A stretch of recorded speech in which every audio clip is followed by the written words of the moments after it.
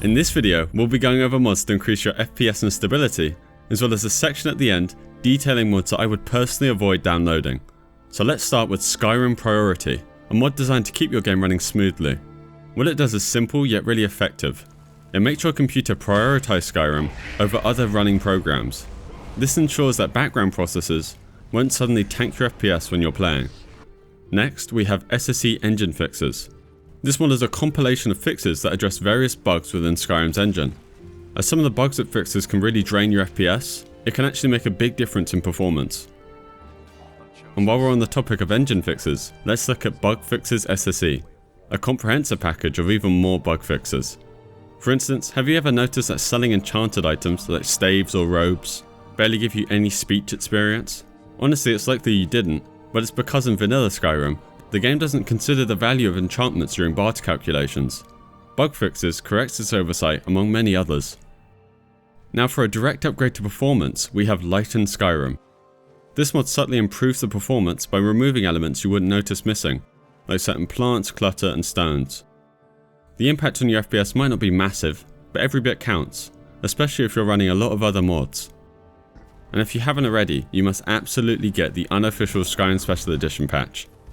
This should be one of the first mods you download, and I'd call it essential for any modded Skyrim setup.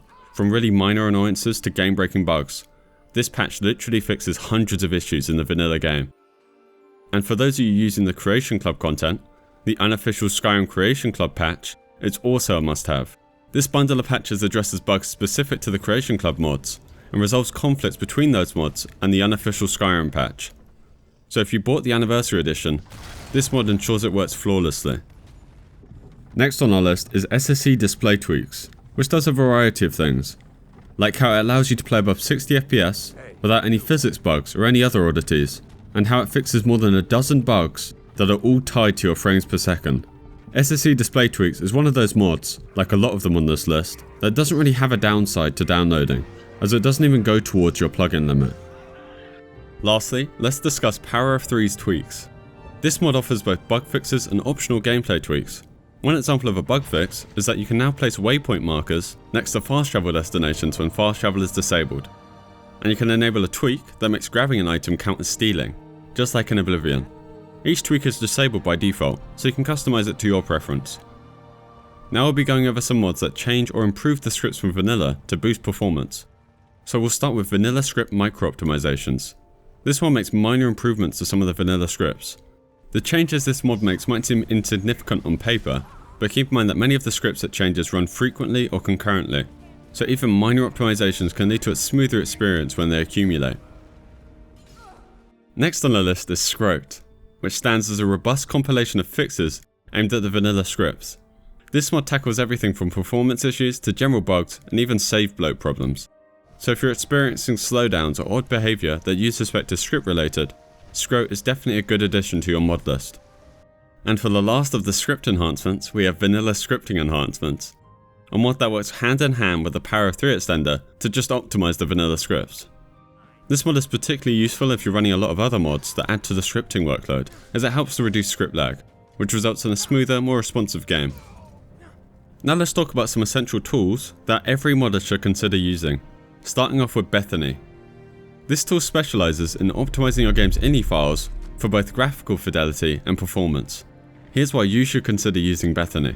The custom UI it comes with simply makes it easier to navigate your INI files, which is good when you want to manually tweak settings. Bethini also auto-fixes common errors, some of which are known to cause crashes, and the tool detects your installed mods and automatically makes recommended adjustments based on what the mod author suggests. And the presets it comes with often outperform those created by Skyrim's official game launcher, both in terms of graphics and gameplay performance. And it backs up your INI files, so you can change things and revert them without any worries. I've been using Bethini for years, and I couldn't recommend it enough. Next up is the Crash Logger. I don't think anything is more frustrating than when your game crashes, especially when you're not sure what's causing it. This tool generates crash logs that can help you identify the culprit, enabling you to troubleshoot more effectively. Now let's discuss Wrye Bash. While it's actually a mod manager in itself, we're focusing on a specific feature it offers, bashed patches. These patches amalgamate all the records from your mods into a single plugin that sits at the tail end of your load order. So what does that actually mean? It means that you don't have to worry as much about mods overwriting each other, which can obviously cause instability or crashes.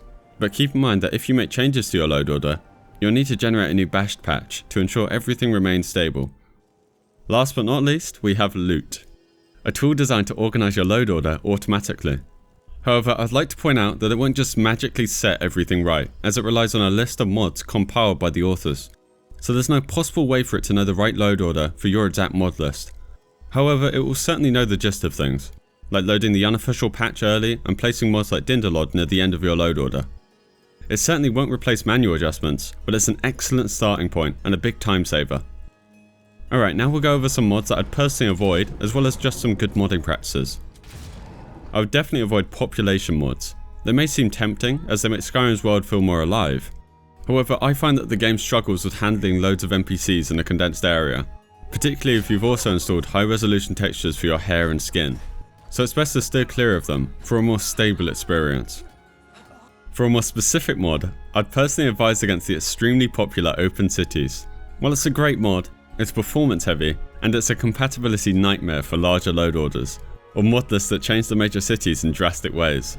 Though if you really can't stand the load doors between the outer world and the inner cities, I would use the SR Exterior City series, which is essentially a better version of Open Cities with more compatibility and less random stuff thrown in. And I also just tend to avoid script heavy mods like Wet and Cold, Simply Knock, and the full version of Enhanced Blood textures. All these mods are good and perform well on lightly modded setups, though I'm only pointing them out as they're notorious for causing script lag, especially when used in conjunction or in heavily modded setups. If you currently use these mods, there are less heavy alternatives available. For Wet and Cold, you could use RAS, which just includes the breath effects and weather overlays for your character. For Simply Knock, there's Simpler Knock, which is simply a lighter version that performs better. And for Enhanced Blood textures, I just use the light version, which means you just get the texture improvements, so you won't see the little blood droplets coming off damaged NPCs, or dead NPCs going through rigor mortis. When you're downloading a mod, and it offers a spell item perk distributor version, definitely use it. SPID versions are generally more stable and perform better. For instance, if you're using the Footprints mod, make sure you're using the SPID version for optimal performance and stability. And for those of you who love armors and hairs with physics, make sure you're using faster HDT-SMP. This mod simply performs better than its older counterpart, ensuring smoother gameplay. And lastly, when it comes to textures, bigger isn't always better. Super high resolution textures can obviously be a performance killer. For small objects like food and tools, I go for 1K or even 512 textures, as they're often more than adequate. For more noticeable items like landscapes, weapons and armor, 2K textures generally hit the sweet spot. And only for extremely large features, like the night sky and mountains, I'd start to consider 4K textures, though 2K is still good enough. Well, that's all for today's video. Hope you learned something, and thanks for watching.